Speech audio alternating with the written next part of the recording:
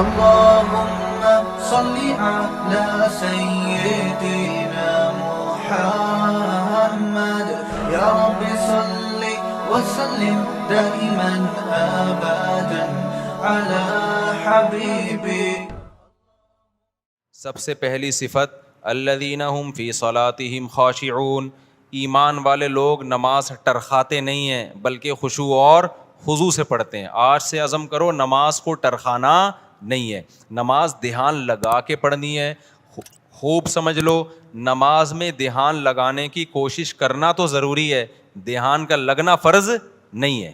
کیونکہ وہمی لوگ پھر ٹینشن میں آتے ہیں، ابے دماغ ہی نہیں لگ رہا، دماغ ادھر ادھر گھوم رہا ہے، یار یہ کیا. ابے چھوڑو، تمہارے ذمے جو اللہ نے کام لگایا تم وہ کرو، لگانے کی کوشش کرو، لگ جائے ٹھیک ہے، نہیں لگے تو اللہ کیا کرے گا؟ قبول کر لے گا. زیادہ ٹینشن نہیں لو.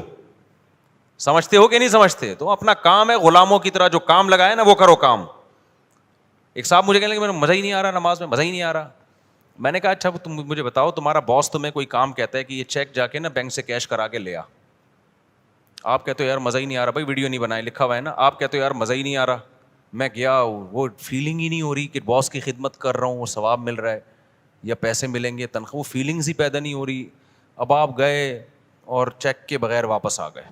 سر وہ اصل میں ایکچولی جو موٹیویشن چاہیے نا جو کام کرنے کے لیے، وہ موٹیویشن نہیں مل رہی. وہ ایک تھپڑ لگائے گا کھینچ کے آپ کو، بولے گا تیرے کو جو کام دیا تھا وہ تو نے کیا کہ نہیں کیا، فیلنگ ویلنگ گئی تیل لینے. تو اسی طرح اللہ نے جو ہمارے ذمے کام لگایا ہے نا، وہ کام لگائے نماز پڑھو اور دل لگانے کی کوشش کرو، بس. لگے نہ لگے یہ ہمارا مسئلہ نہیں ہے. کیونکہ لوگ چھوڑ دیتے ہیں، یار نماز میں کیا فائدہ، دل ہی نہیں لگ رہا، دماغ ادھر ادھر بٹتا ہے، تو یار ایسی نماز کا کیا فائدہ. ابے تیرے ذمے خدا نے نماز لگائی ہے، تجھے پڑھنا پڑے گی، اور نماز پڑھ، سلام پھیر، پتلی گلی سے نکل. تو فرض پورا کرنا ہے ہم نے ہر صورت میں. ان چکروں میں نہ پڑا کرو کہ دل لگ رہا ہے کہ نہیں لگ رہا. سمجھتے ہو؟ تو اللہ نے فرمایا جو خشوع پیدا کرتے ہیں وہ لوگ جو ہم عن اللغو معرضون. دوسری صفت ایمان والوں کی لغویات سے بچتے ہیں، فضول کاموں سے بولو بچتے ہیں. فضول کام اسے کہتے ہیں جس کا نہ دنیا میں کوئی فائدہ ہو اور نہ آخرت میں کوئی فائدہ. پب جی کھیل رہے ہیں آپ، نہ دنیا میں فائدہ نہ آخرت میں فائدہ. فٹ بال کھیل رہے ہیں، فائدہ ہے، آپ کی صحت کیا ہوگی؟ اچھی ہوگی. اسٹیمنا فٹ بال سے ایسا بنتا ہے کہ آدمی خود فٹ بال بن جاتا ہے تھوڑے دنوں میں. ادھر جا رہا ہے ادھر جا رہا ہے ادھر جا رہا ہے، ایسے ہو جاتا ہے. بشرطے کہ کپڑے پورے پہنے ہوئے ہوں، 2-3 اسٹیکر نہ چپکائے ہوئے ہوں باڈی پہ، ٹھیک ہے نا، پراپر ڈریس میں. فٹ بال ایک ایسی چیز ہے آخرت کا ہو، اگر نیت اچھی ہوگی تو آخرت کا بھی فائدہ ہوگا کہ میں صحت بنا رہا ہوں تاکہ میں اللہ کی عبادت کر سکوں، لوگوں کے کام آ سکوں، تو آخرت کو بھی فائدہ. نیت نہیں ہے تو کم از کم دنیا کو تو فائدہ ہوگا نا، آپ کی دنیا سنورے گی. اب یہ جو رمضان میں راتوں کو لڑکے کرکٹ کھیل رہے ہیں، میرا ایک بیان بڑا چل رہا ہے، اس سے لڑکوں کو بڑی موٹیویشن ملی ہے کہ اور کھیلو رات میں. وہ بیان میں نے اس پہ نہیں کیا کہ اب اس پہ کلپ بنانا لازمی کہ پوری بات بتانا. وہ بیان میں نے اس پہ نہیں کیا ہے کہ کھیلو، بلکہ میں نے ایک تھوڑی سی تعریف کی ہے. چلو یار پب جی سے کیا ہے، اچھا ہے، چلو دن سو کے گزار لیتے ہیں، روزہ تو رکھ لیتے ہیں نا، تو some thing is better than nothing. لیکن اصل جو کام ہے نا میرے بھائی رمضان میں، وہ کام ہے کوشش کریں رات کو تھوڑا سا وقت نکال کے تہجد پڑھ لیں اور اللہ سے دعائیں مانگ لیں. کرکٹ پورے سال کھیلا جا سکتا ہے. یہ جو چانس اللہ نے جو پیکج رمضان میں چل رہا ہے نا، تہجد، تراویح اور دعاؤں کا، یہ والا پیکج بعد میں نہیں ملے گا. تہجد تو پڑھ سکتے ہیں بعد میں بھی، وہ فضیلت نہیں ہوگی جو رمضان میں ہوتی ہے. دعائیں بعد میں بھی قبول ہوتی ہیں، وہ اس طرح نہیں جیسی رمضان میں قبول ہوتی ہیں. تو اس لیے جو نوجوان لڑکے ساری رات کرکٹ کھیل رہے ہیں، بھائی کھیل لیں لیکن تھوڑا سا ٹائم اللہ کے لیے بھی بولو نکال لیں. دوسری بات یہ کہ کوئی بھی کھیل اس طرح سے کھیلنا کہ اہل محلہ کو تکلیف ہو، تکلیف دینا تو کسی صورت میں جائز نہیں. بعض اہل محلہ کی طرف سے شکایتیں آئی ہیں، کراچی میں دور دور سے لوگوں کے میسج آئے کہ آپ نے کرکٹ کھیلنے کے اور فضائل رمضان میں بیان کر دیے، ہمارا ناک میں دم کر کے رکھا ہوئے لڑکوں نے، ہمیں سونے نہیں دیتے، ہم جب سوتے ہیں تو وہ چیخو پکار کی آواز، ہماری نیند غائب. تو میں نے کہا یہ تو پولیس کنٹرول کرے گی، بھائی تھانے میں رپورٹ کرو، اس کا میرے بیان سے کوئی تعلق، میں نے تو ایک جرنلی ایک نارملی بات بیان کی ہے. یہ تو مینجمنٹ کا کام ہوتا ہے نا. دیکھو امریکہ میں، لندن میں، پورے یورپ میں آپ نے تیز آواز سے گانے لگا دیے نا تو پڑوسی نہیں آپ کو آپ کہے گا کہ بند کرو، پڑوسی پولیس کو فون کرے گا پولیس آئے گی بولے گی بھائی اس کو کیا کر لے, آہستہ کر آواز, اپنے گھر کے اندر سن, محلوں کو کیوں سنا رہا ہے. تو ہمارے یہاں مینجمنٹ ہی نہیں ہے. جب مینجمنٹ ہی نہیں ہے تو پھر جو کرے تو پھر مجھے کہہ رہے ہیں کہ میں بند کراؤں. تو وہ اس لیے اصل کام یہی ہے کہ والذین هم عن اللغو معرضون, ایمان والوں کی علامت یہ ہے کہ وہ ایسے کاموں سے جس کا نہ دین کا کوئی فائدہ نہ دنیا کا کوئی فائدہ, اس سے ایوائڈ کرتے ہیں, اس سے اجتناب کرتے ہیں. تو آج سے دیکھیں سارا دن آپ کون کون سے ایسے کام کر رہے ہیں جو فالتو کے کام ہیں, جن کا کوئی فائدہ بولو نہیں. ان کاموں کو اپنی فہرست سے نکالیں. سمجھتے ہو کہ نہیں سمجھتے؟ والذین هم للزکاۃ فاعلون, زکوٰۃ دیتے ہیں. والذین هم لفروجہم حافظون, اپنی شرمگاہوں کی حفاظت کرتے ہیں. الا علی ازواجہم, سوائے اپنی بیویوں کے. یہ بار بار میں مضمون بیان کرتا ہوں. اہل جنت کی علامت کیا ہے کہ بیوی کے علاوہ اس کے پاس کوئی راستہ نہیں ہے, نہ ہینڈ پریکٹس کا راستہ ہے. اللہ ڈاکٹر ذاکر نائک کو دنیا اور آخرت کی بھلائیاں دے, ہمارے لیے قابل احترام ہے, لیکن انہوں نے جو ہینڈ پریکٹس والا مسئلہ بیان کیا وہ بالکل غلط ہے. اسلام کہتے ہیں مسائل مفتیان کرام کا کام ہے. انہوں نے کہہ دیا کہ مجبوری میں جائز ہے, کہیں بھی جائز ہونے کی ہمارے پاس کوئی شرعی دلیل موجود نہیں ہے. قرآن نے صاف طور پہ منع کیا ہے. ڈاکٹر لوگ عام طور پر اس کو پروموٹ کر رہے ہوتے ہیں. ڈاکٹر ذاکر نائک بھی چونکہ میڈیکل سائنس کے ڈاکٹر ہیں نا, تو ڈاکٹر لوگ کہتے ہیں یار اسٹریس ختم کرنے کے لیے. بھائی دنیا میں صرف اسٹریس ہی کوئی مسئلہ نہیں ہے. اسٹریس آپ شریعت کی حدود میں رہ کے تو ختم کر سکتے ہیں. شریعت کی حدود ٹوٹ رہی ہیں تو پھر اسٹریس نعمت ہے اللہ کے لیے. دیکھو روزے میں بھی اسٹریس ہوتی ہے نا, دل تڑپتا ہے, منہ میں بدبو بھی پیدا ہو جاتی ہے بہت زیادہ خالی پیٹ رہنے سے. لیکن نبی نے کیا فرمایا, وَلَا خَلُوفُ فَمِ الصَّائِمِ أَحَبُّ إِلَى اللَّهِ مِنَ الْمِسْكِ. اللہ کو بدبو سے کتنی نفرت ہے, لیکن روزے دار کی منہ کی بدبو اللہ کو مشک و عنبر سے زیادہ محبوب ہے. اللہ کو میلا کچیلا رہنا پسند ہے یا صاف ستھرا؟ بتاؤ. میڈیکل سائنس بھی کہتی ہے بھائی نیٹ کلین ہونا چاہیے بندہ. اللہ میاں بھی یہ کہتے ہیں, تبھی مسواک کا حکم دیا, نہانے کا حکم دیا, خوشبو کا حکم دیا, صاف کپڑے پہنے, پاک کپڑوں. لیکن جب ہم حج کرنے جاتے ہیں تو اللہ کو میلا کچیلا حاجی زیادہ پسند ہے. اب ڈاکٹر تو وہاں بھی کہے گا یار یہ میل کچیلا ایکچولی جرمس ایکچولی. بھائی اللہ کے لیے اب میلا کچیلا کیا ہے؟ پراگندہ بال, لمبا سفر, لمبا احرام. تبھی تو حج قران سب سے افضل ہے. ایک ہی احرام میں حج بھی کرو اور اسی احرام میں عمرہ بھی کرو, تاکہ احرام لمبا ہو جائے. کیونکہ جتنا احرام لمبا ہوگا خوشبو نہیں لگا سکتے آپ, بال نہیں کاٹ سکتے, کنگھا نہیں کر سکتے. تو دیکھو لو جو لمبے حج کرتے ہیں نا, احرام یہیں سے باندھ کے جاتے ہیں, تھوڑے دنوں میں ایسا لگ رہا ہوتا ہے مریخ سے آئے ہوئے ہیں یہ, کہیں پتہ نہیں کہاں سے آئے بندہ. تو اللہ کو یہی پسند ہے, حاجی ایسا ہی پسند ہے. نہانے کی اجازت ہے حج میں, صابن نہیں لگاؤ, خوشبو نہیں لگا سکتے. تو بس اللہ کا ایک نظام ہے, نارمل روٹین سے اللہ نے حاجی کو کیا کر دیا, ہٹا دیا اللہ تعالیٰ نے. اسلام میں بال رکھنے کا حکم ہے, کیونکہ حدیث میں آتا ہے اللہ جمیل ہے, جمال کو پسند کرتا ہے. تو بالوں میں کیا ہے؟ جمال. یہی وجہ ہمارے نبی بال رکھتے تھے, بڑے بال تھے آپ صلی اللہ علیہ وسلم کے. لیکن حج میں کیا ہے, بولو, بال کٹا دو. اچھا مجھے لوگ کہہ رہے ہیں آپ کے کیوں ہیں, اب تو عمرہ کیا آپ نے. ایک صاحب کہنے لگے اس پہ تو 6 عمرے اور ہو سکتے ہیں, اتنے بڑے بال ہیں. تو بھائی میں نے کہا قصر بھی تو ہے نا, ہم نے ٹرین کئی دفعہ کرا لی, اب کیا ہے, قصر بھی سنت ہے, وہ بھی ٹھیک ہے. تو بہرحال بڑے بالوں میں زینت ہے, لیکن حج میں کیا ہوتا ہے, دہشت گردی کا جڑ سے خاتمہ. تو بس وہ اللہ کا حکم ہے کہ یار میرے حکم کو فالو کرتے ہو کہ نہیں کرتے. تو اسی طرح آپ کو جتنی مرضی ٹینشن ہو, اس ٹینشن کو ختم کرنے کے لیے ہینڈ پریکٹس کی آپ کو اجازت بولو نہیں ہے. اس کا ختم کرنے کا ایک ہی طریقہ ہے, نکاح کر لو جا کے. مجبور ہو کے کرو گے, کسی کا بھلا تو ہو جائے گا نا, کسی کی بچی کا, کسی عورت کو ٹھکانہ تو مل جائے گا نا. تو اس لیے ڈاکٹر ذاکر نائک بہت قابل احترام, اللہ بہت دین کا کام لے رہا ہے, مگر یہ مسئلہ بالکل صحیح نہیں بیان کیا. ایک تو 3 طلاق کا مسئلہ بھی انہوں نے غلط بیان کیا, وہ بعد میں اب ان کی رائے ویسی رہی بھی نہیں ہے, اس میں لچک پیدا ہو گئی ہے. تو لوگوں نے بہت دفعہ ایسا کیا, 3 طلاقیں دے کے جی ڈاکٹر ذاکر نائک کا کلپ آیا تو بیویوں کو رکھ لیا. میں نے بار بار بتایا یہ حرام ہے. 3 طلاق قرآن نے بیان کیا, حدیث نے بیان کیا, صحابہ کا اجماع ہے, 3 ہوتی ہیں, بیوی حلال نہیں ہوگی. خدا کے غضب کو مت دعوت دو. ڈاکٹر ذاکر نائک قابل احترام ہے, لیکن ابو حنیفہ سے زیادہ علم نہیں ہے ان کے پاس, امام شافعی سے زیادہ علم نہیں ہے, امام مالک سے زیادہ علم نہیں ہے, احمد بن حنبل سے زیادہ علم نہیں ہے. ڈاکٹر ذاکر نائک بخاری کے حوالے دے رہے ہیں, اور احمد بن حنبل بخاری کے استاذ ہیں. سمجھ میں آ رہی ہے بات کہ نہیں آ رہی؟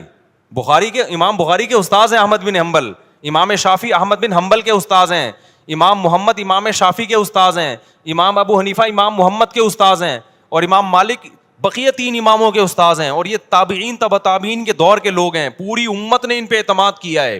اور اس وقت اعتماد کیا ہے جب یہ 2 نمبریاں نہیں تھیں, اس طرح کے منجن نہیں بک رہے تھے مارکیٹ میں, نیک لوگ تھے, پرہیزگار لوگ تھے, وہ خود صاحب علم تھے. اس وقت جن لوگوں پر اعتماد کیا گیا نا, تو مسائل میں وہ لوگ زیادہ قابل اعتماد ہیں. آج کے اسکالرز کی ہر بات نہیں لی جائے گی. سمجھتے ہو کہ نہیں سمجھتے ہو؟ تو اچھا میرے بھائی ہم چلتے ہیں آگے. اچھا ڈاکٹر ذاکر نائک بیچارے انہیں وہ مسائل بتانا بھی چھوڑ دیں, لیکن پبلک نے ان کو چھوڑا نہیں. جب بھی کوئی جاتا ہے حضرت آپ مسائل نہ بتایا کریں, وہ کہتے ہیں بھائی میں نہیں بتاتا یار.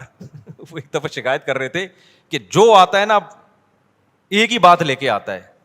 تو اس لیے کہیں میرا پیغام جا رہا ہے نا لوگوں تک, کوئی ڈاکٹر صاحب سے ملنے کے لیے جائے نا تو کائنڈلی یہ والی بات ان سے نہ کرے. جائے تمیز سے ملاقات کرے, سلام دعا کرے, اور ان کے ادارے کے لیے کوئی تعاون کرنا ہے تو تعاون کرے, اور پتلی گلی سے آ جائے. جو جا رہا ہے کہ حضرت آپ نے وہ مسئلہ بیان کیا تو وہ مسئلہ بیان کیا, وہ کہہ رہے بھائی مجھے چھوڑ دو یار میرے حال پہ. چلو آگے میرے بھائی, جو کام وہ کر رہے ہیں اس میں ان کے ساتھ تعاون بھرپور طریقے سے کرنا چاہیے. جس غیر مسلموں کو دعوت دینا, کتنے لوگوں کو مسلمان کر لیا, اور کتنا قطر کی گورنمنٹ نے بھی بلایا نا. لوگ پہلے کہتے تھے کہ اسلام تلوار سے پھیلا ہے, اب لوگ کہیں گے اسلام فٹ بال سے پھیلا ہے. پہلے مشہور تھا کہ اسلام کس سے پھیلا ہے؟ تلوار سے. علماء نے بتایا نہیں جی اخلاق سے پھیلا ہے. اب نہ اخلاق سے پھیلا ہے نہ تلوار سے پھیلا ہے. اسلام کس سے پھیلا ہے؟ فٹ بال سے. قطر میں فٹ بال کا ٹورنامنٹ ہوا نا, پتہ نہیں کتنے لوگ مسلمان ہو گئے ڈاکٹر ذاکر نائک کے ہاتھ پہ. تو اس چیز میں ان کے ساتھ بھرپور تعاون کرنا چاہیے, اور ہر وقت جا کے طنز کرنا, تانے کرنا, یہ چیز بالکل بھی مناسب نہیں. چلو میرے بھائی ہم آگے چلتے ہیں. تو اللہ میاں نے یہاں پر بتایا کہ اپنی شرمگاہوں کی حفاظت کرتے ہیں, یعنی اپنی خواہش پوری نہیں کرتے سوائے اپنی بیویاں اور باندیوں سے. باندیوں کا سیٹ اپ آج کل کیا ہو گیا ہے؟ ختم. بین الاقوامی معاہدہ ہے, اب کوئی کسی کو باندی نہیں بنا سکتا. کوئی عورت آ کے باندی بننا بھی چاہے نا کہ میں آج سے آپ کی غلام ہوں, لونڈی ہوں, نہیں ہو سکتا. یہ سمجھتے ہو اسلام نے آزاد عورت کو یہ رائٹ ہی نہیں دیا کہ وہ کسی کی باندی بن جائے. وہ صرف جنگوں میں قید ہوا کرتی تھی, اور پوری دنیا میں یہ تھا کہ یہ معاہدہ تھا. اب وہ پوری دنیا میں معاہدہ ہو گیا ہے کہ اب جنگوں میں جو قید ہوگی وہ باندی نہیں بنے گی. تو اسلام نے معاہدے کی پابندی کا حکم دیا ہے. سمجھتے ہو؟ کیونکہ اسلام میں کوئی لازمی حکم نہیں تھا باندی بناؤ. تو اس لیے اب آپ کے پاس ایک ہی آپشن رہ گیا ہے. وہ آپشن کیا رہ گیا ہے؟ بیوی. تو 4 شادیوں کی اتفاق سے اللہ نے اجازت دی ہوئی ہے. وہ مجھے نہیں برا بلا کہا کرو, وہ اللہ نے دی ہوئی ہے عدل کی شرط کے ساتھ, حقوق کی برابری کے ساتھ. تو وہ آپ اگر کرنا چاہیں تو میری طرف سے مجھے کوئی شکایت آپ سے بالکل بھی نہیں ہوگی. مجھے, میں کون ہوتا ہوں؟ اللہ کو نہیں ہوگی. جب اللہ کو نہیں ہوگی تو سوسائٹی گئی تیل لین, سوسائٹی کی ایسی کی تیسی. اچھا میرے بھائی ایسی کی تیسی کا وہ بنا لینا. آگے اللہ تعالیٰ فرماتے ہیں والذین هم لاماناتہم وعہدہم راعون. یہ بہت اہم آیت ہے یار, یہ بہت اہم آیت ہے. کاش یہ چیز مسلمانوں میں آ جائے. امانتوں اور معاہدوں کی پابندی, ایگریمنٹ کی بولو پابندی. امانت کا مطلب کوئی بھی عہدہ آپ کو دیا گیا ہے, آپ پہ اعتماد کر کے آپ اس کو ذمہ داری سے پورا کریں. آپ نے جب کسی سے کوئی ایگریمنٹ کر لیا, اسٹیٹ ایجنٹ کتنے 2 نمبر ہوتے ہیں سوائے ان کے جو میرا بیان سن رہے ہیں. کل میرے پاس کیس آیا, جمعے کو, چند دن پہلے جمعے کو کیس آیا, کتنے ایڈوانس میں دے دیا, سودا بک ہو گیا. آپ کسٹمر کو, ویسے تو اسٹیٹ ایجنٹ الو بنا رہے ہوتے ہیں, کسٹمر بھی بنا رہے ہوتے ہیں. اب کیا ہے کہ جی دوسرا زیادہ اچھا مل گیا تو ادھر سے زبان چینج کر کے اس سے معاملہ کرنا شروع کر دیا. بہت 2 نمبریاں ہو رہی ہیں پیسوں کے معاملے میں. مسلمان سیدھا نہیں ہے. اسٹیٹ ایجنٹ کیا کرتا ہے, آپ سے پیسے لیے, کوئی اچھا پلاٹ ملے گا آپ کو دوں گا, اچھا ملے نا تو نیت چینج, ابے اس کو کیوں دوں, خود نہ رکھ لوں میں. حالانکہ معاہدہ کس سے ہوا تھا؟ آپ سے معاہدہ ہوا تھا. 2 نمبریاں, ادھر سے گھسیٹو ادھر سے گھسیٹو. آپ نے جب مالک مکان سے گھر لیا کرائے پر, آپ نے معاہدہ یہ کیا تھا 1 سے لے کے 5 تاریخ تک میں کرایہ, عام طور پہ 5 تک دے دیا جاتا ہے. آپ نہیں دے رہے 5 تاریخ کو کرایہ. اس کا فون آ رہا ہے, بھائی کرایہ کیوں نہیں دیا؟ آپ چلو اب دے دیتا ہوں میں. معاہدہ تو توڑ دیا نا آپ نے, معاہدہ 5 کا ہوا تھا. اب وہ کال کر کے کیوں بتا رہا ہے آپ کو؟ نہیں آئی بات. جو کام آپ کا تھا وہ کیوں, بیت الخلا جب جانا ہوتا ہے دوسرا بتا رہا ہوتا ہے, سر آپ 24 گھنٹے ہو گئے ابھی تک واش روم نہیں گئے, کائنڈلی اب آپ چلے جائیں. آپ کی ضرورت ہے نا واش روم. جب آپ کو تقاضا ہوتا ہے آپ کسی سے مشورہ لیتے ہو؟ یا ڈاکٹر کہے گا فوراً جاتے ہو. تو یہ جو آپ کا ایگریمنٹ ہوا نا کہ گھر میں استعمال کروں گا اور کرایہ میں اتنے دن دوں گا, اتنے دن تک دے دوں گا, تو اب جب اتنے دن گزر گئے تو یہ ذمہ داری کس کی ہے؟ آپ گنہگار ہو رہے ہو, آپ گنہگار ہو رہے ہو, آپ کو دینا پڑے گا اس کو, اس کے کال کیے بغیر. سمجھتے ہو کہ نہیں سمجھتے ہو؟ آپ کسی اسکول میں ٹیچر ہو, آپ کا ایگریمنٹ ہوا تھا کہ آپ بچوں کو پڑھاؤ گے اور تنخواہ لو گے, آپ پڑھا رہے نہیں ہو, تنخواہ پوری لے رہے ہو, یہ معاہدے کی خلاف ورزی ہے یا نہیں ہے؟ کسی سیاست دان نے ووٹ لیے اس بیس پہ کہ میں یہ کروں گا, میں یہ کروں گا, ووٹ لے کے جیت گیا, اب نہ یہ کر رہا ہے نہ وہ کر رہا ہے, پوری قوم اس میں مبتلا ہے, کوئی بھی مستثنا نہیں ہے. تو یہ بہت بڑا المیہ ہے, بہت بڑا المیہ ہے. تو معاہدوں کی پاسداری کرنی پڑے گی آپ کو, مذہب کا حکم ہے. والذین هم علی صلواتہم یحافظون, اور وہ لوگ اپنی نمازوں کی حفاظت کرتے ہیں. نماز کو اللہ نے 2 دفعہ ذکر کیا, پہلے کہا خشوع و خضوع سے پڑھتے ہیں, اب کہا کیا کرتے ہیں؟ حفاظت. حفاظت کا مطلب پتہ ہے کیا ہے؟ ٹائم پہ پڑھنا, کیونکہ ٹائم گزار دیا تو ضائع کر دیا آپ نے, ٹائم گزار دیا تو کیا کر دیا؟ ضائع کر دیا. انہی آیتوں کی وجہ سے امام ابو حنیفہ سفر میں 2 نمازیں اکٹھی پڑھنے کے قائل نہیں ہیں, کیونکہ قرآن کہہ رہا ہے کہ اپنی نمازوں کی حفاظت. حفاظت کا مطلب کیا ہے؟ ایک صاحب نے کہا کہ قرآن نے کہا حفاظت کرتے ہیں, قرآن نے کہا ہر نماز کا ایک وقت مقرر ہے. قرآن میں ہے نا ان الصلاۃ کانت علی المؤمنین کتابا موقوتا, اور یہ سفر کے بارے میں نازل ہوئی ہے کہ ہر نماز کا ایک ٹائم متعین ہے. انہوں نے کہا جب قرآن میں آتا ہے ہر نماز کا ایک ٹائم متعین ہے, تو ہمیں حدیث سے پتہ چلتا ہے کہ سفر میں 2 نمازوں کا ایک ہی ٹائم ہے, حالانکہ ایسا ہے نہیں. حدیث جبریل سے پتہ چلتا ہے کہ ہر نماز کا ٹائم کیا ہے؟ ہر نماز کا ایک متعین ٹائم ہے. حدیث جبریل سے پتہ چلتا ہے ظہر یہاں تک, عصر یہاں تک, عصر سے مغرب کا ٹائم, پھر مغرب سے عشاء. حدیث جبریل مشہور حدیث ہے, اس سے پتہ چلتا ہے. اور جو سفر میں آتا ہے نا حدیث میں 2 نمازیں اکٹھی پڑھی ہیں, اکثر لوگ ہم پہ طنز کرتے ہیں کہ جب نبی نے فرمایا 2 نمازیں اکٹھی پڑھی ہیں تو آپ کیوں نہیں پڑھتے؟ بھائی بخاری مسلم کی حدیث ہے کہ نبی نے بغیر سفر کے بھی 2 نمازیں اکٹھی پڑھی ہیں, تو جو اس کا مطلب ہے وہ اس کا بھی وہی مطلب ہے, ان حدیثوں کا بھی. اور اس کا مطلب کیا ہے؟ علامہ شوکانی جو ہے غیر مقلد عالم تھے, انہوں نے لکھا ہے کہ اس کا مطلب ہے 2 نمازیں اکٹھی ایسے پڑھی ہے کہ ہر نماز اپنے وقت پہ پڑھی ہے. ایک کو مؤخر کیا ظہر کو, اور جب ظہر کا وقت ختم ہوا تو فوراً عصر پڑھ لی, یعنی عصر اپنے وقت پہ پڑھی, ظہر اپنے وقت پہ پڑھی. تو جو مطلب اس حدیث کا ہے نا جس میں آتا ہے نبی نے بغیر کسی عذر بارش کے 2 نمازیں اکٹھی پڑھی ہیں, ہم کہتے ہیں یہی سفر کا بھی یہی مطلب ہے. اس سے تمام قرآن اور تمام احادیث میں کیا ہو جاتا ہے؟ تطبیق ہو جاتی ہے آرام سے, سوائے حج کے. حج تو خلاف قیاس ہے. تو یہ جو آج کل اتنا زیادہ رواج ہو گیا ہے نبی کے, بھائی جاؤ, جب بھی لوگ جاتے ہیں سفر میں, بعض تو گھر میں ہی پڑھ لیتے ہیں اکٹھی, تو کوئی کسی فقہ کو فالو کر رہا ہے, ہمیں اس پہ اعتراض نہیں ہے. لیکن آپ یہ کہنا کہ ہمیں قرآن و حدیث کا پتہ ہے اور احناف کو قرآن و حدیث کا نہیں پتہ, یہ آپ کبھی بیٹھو تو ہم بتائیں کہ اللہ کا شکر ہے ہمیں جتنا پتہ ہے شاید آپ سے زیادہ ہی پتہ ہو, آپ سے کم پتہ نہیں ہے.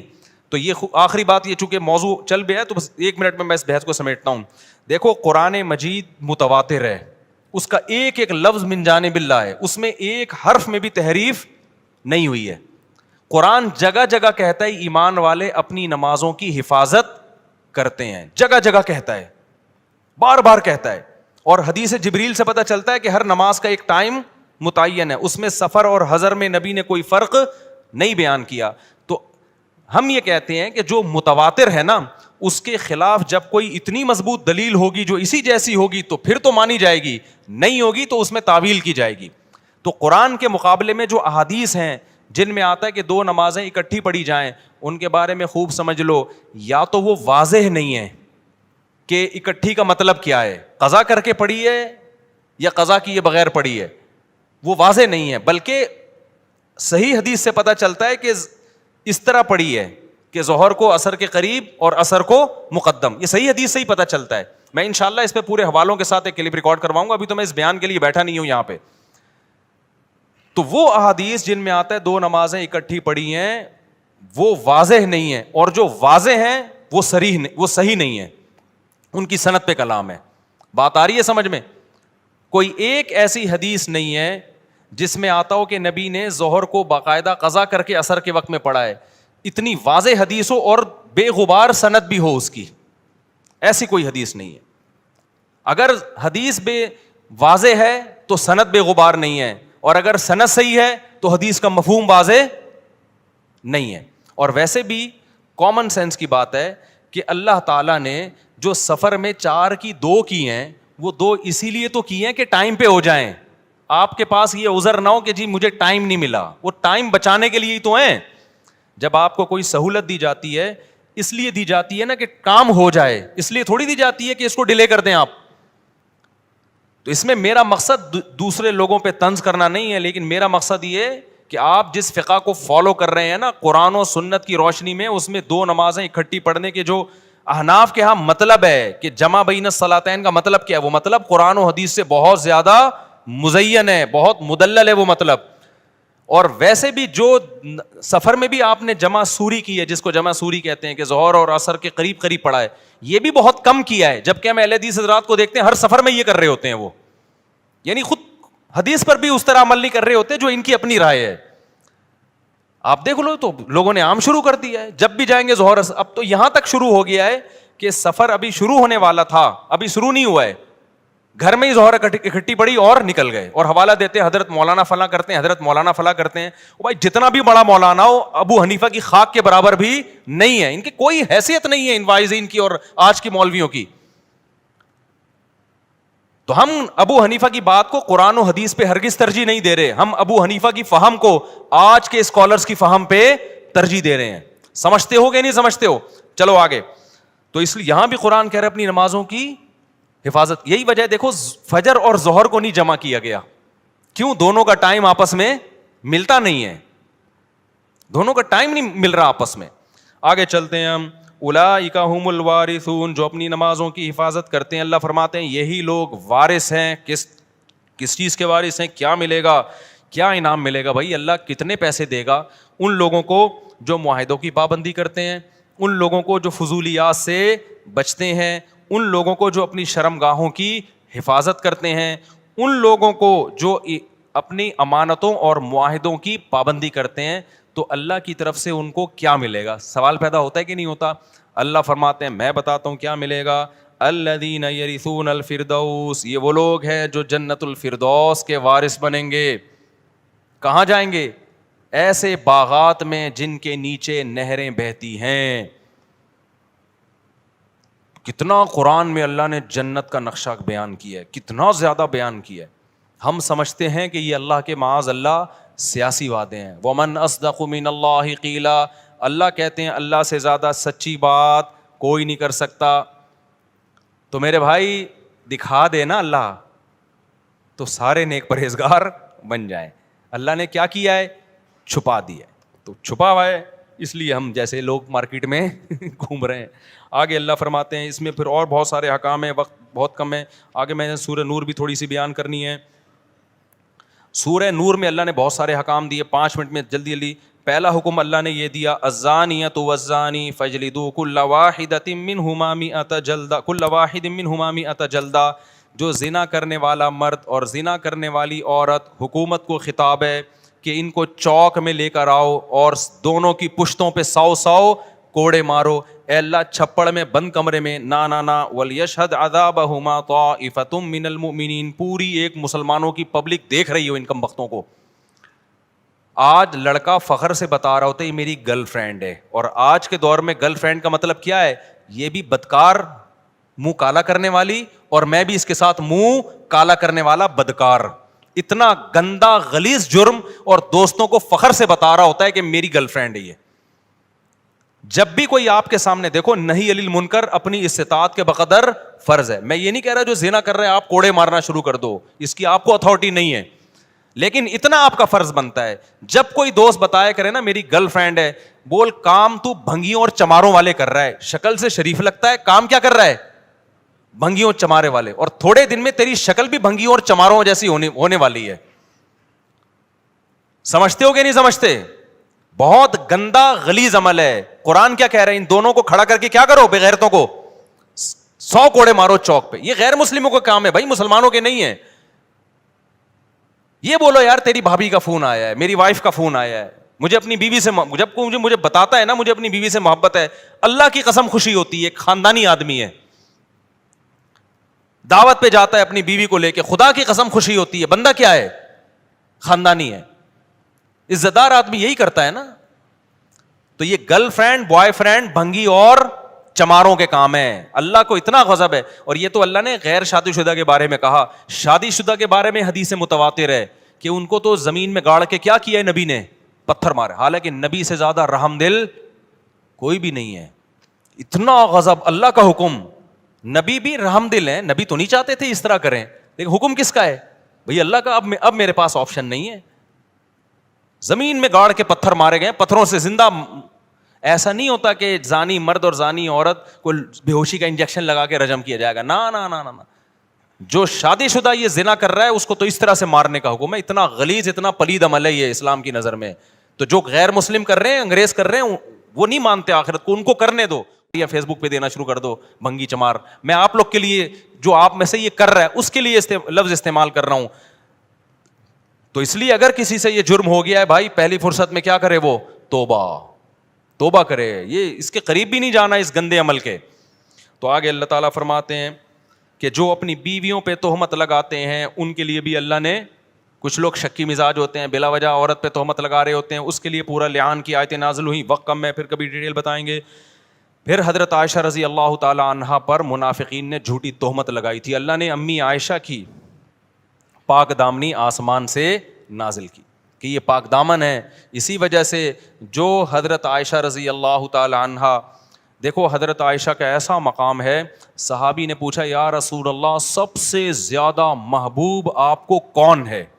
آپ نے فرمایا عائشہ. کیا فرمایا؟ حالانکہ ان صحابی کا مقصد تھا مردوں میں, ان کا مقصد کیا تھا؟ مردوں میں. لیکن نبی کو ایک دم ذہن کس کی طرف گیا؟ عائشہ. تبھی بعض تابعین جب حدیث بیان کرتے نا تو جیسے آتا نا ان عائشہ رضی اللہ عنہا, حضرت عائشہ سے نا نا نا نا, وہ کہتے حبی رسول اللہ, نبی کی جو چہیتی تھیں, سب سے محبوبہ تھیں عائشہ, ان سے یہ حدیث مروی ہے. وہ یہ لقب لگایا کرتے تھے. تو آپ نے کیا فرمایا سب سے محبوب کون ہے؟ عائشہ. تو ان صحابی نے کہا مردوں میں. فرمایا ابوہا. یہ بھی نہیں کہا کہ ابو بکر, نہیں آئی بات میرا خیال ہے. فرمایا عائشہ کا باپ. تو نام یہاں بھی کس کا استعمال کر رہے ہیں؟ عائشہ. تو حضرت عائشہ کی فضیلت اس سے اور زیادہ بڑھ گئی کہ عائشہ بھی محبوب اور عائشہ کا کہ والد بھی محبوب. تو اس لیے اللہ نے آسمان سے آپ کے لیے آپ کی پاکدامنی کو نازل کیا. اسی وجہ سے جو شخص بھی حضرت عائشہ رضی اللہ تعالی عنہا کو معاذ اللہ فاسقہ سمجھتا ہے, ان آیتوں کی روشنی میں وہ اسلام سے خارج. لوگ ہمیں کہتے ہیں یہ مفتی لوگ لوگوں کو دائرہ اسلام سے نکالتے رہتے ہیں, کفر کے فتوے دیتے رہتے ہیں. بھائی ہم کسی کو دائرہ اسلام سے نہیں نکالتے, نام اس کے ٹھیکیدار ہیں.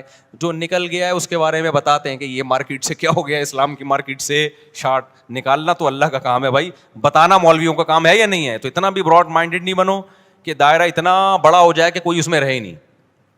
اب کوئی بتوں کی عبادت کر رہا ہے تو دائرہ اسلام میں کہوں یہ مسلمان ہے تو اللہ مجھ سے پوچھے گا کہاں سے آ گیا مسلمان بھائی جو بتوں کی عبادت کر رہا ہے. تو اتنے براڈ مائنڈیڈ نہیں بنو, نہ اتنے میٹھے بنو کہ لوگ کھانا شروع کر دیں, نہ اتنے کڑوے بنو کہ لوگ تھوکنا شروع کر دیں. بیلنس ہونا چاہیے. تو دائرہ اسلام سے جو نکلے گا تو وہ مارکیٹ سے خود ہی نکلا ہے, ہم نے تھوڑی نکالا ہے. ہم بتائیں گے بھائی یہ نہیں ہے, کائنڈلی ذرا اس سے آپ کیا کریں, اوائڈ کریں. تو میرے بھائی